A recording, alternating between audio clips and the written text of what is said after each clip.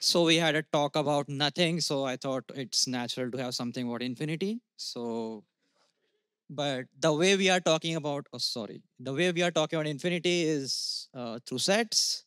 So these are all sets of finite sizes, pretty easy. There is nothing infinity here. Then we get to some dirty business. We have integers, natural numbers, which are basically positive integers, then set of even numbers, and then set of rational numbers, p by q, where p and q is an integer, and then real numbers. So all of these are infinite. Are Do they have same sizes? We are not so sure anymore. So let's go to a different definition. So this is all math stuff, but apparently, if you can pair up two sets with uniquely, you can basically say they have same size. So for finite sets, it's pretty easy to pair up. For example, these two sets, just pair red with dog, blue with cat, and green with duck, and yeah, they are same size. Sounds easy. So let's go with infinite sets. So who thinks here that the set of natural numbers is bigger than set of even numbers by show of hands? Okay, they have same size. So you can just double every natural number, you get an even number. You half every even number, you get a natural number. So they have same size. So what about naturals and integers? Who thinks they have same size?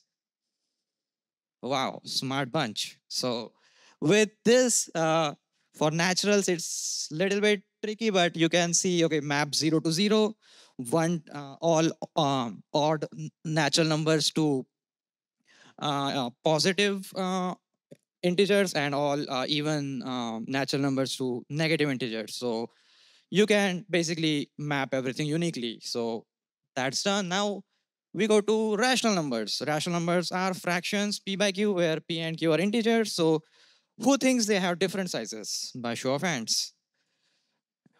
Okay. Who thinks they have same size?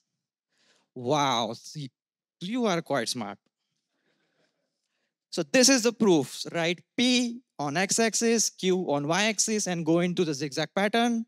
And if you encounter a particular rational number, oh, sorry. Oops. Okay. Okay. Sorry. Oops.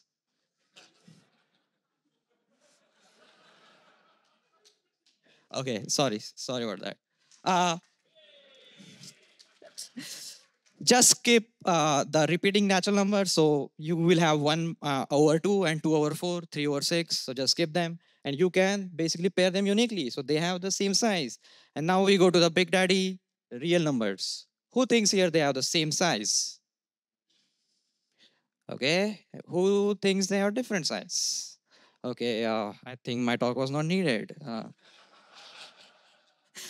But the proof is pretty genius. When I read this, my mind was blown. So we do a proof by contradiction. So we assume there is a mapping, and now we prove there exists a real number which is not in the mapping. So one maps, sorry, so one maps to R1, two maps to R2, and so on like this. We create a new real number, 0, A1, A2, A3 up to AN, and then AI is basically go to the ith real number which is being mapped and changes digit to +1 mod 10. So you can show that this new number differs with the existing number on the whole list, and we have a contradiction. So there can't exist such a mapping, and so the infinity of real numbers is actually bigger than the infinity of natural numbers, which blew my mind when I read first time. So I wanted to share this. And if you are feeling adventurous, then try to find even bigger infinities. And if you are, the second one is a little bit cheeky, but can you find an infinity in between natural and real numbers? If you do that, oh, I think, yeah, you can get Fields Medal. So thank you.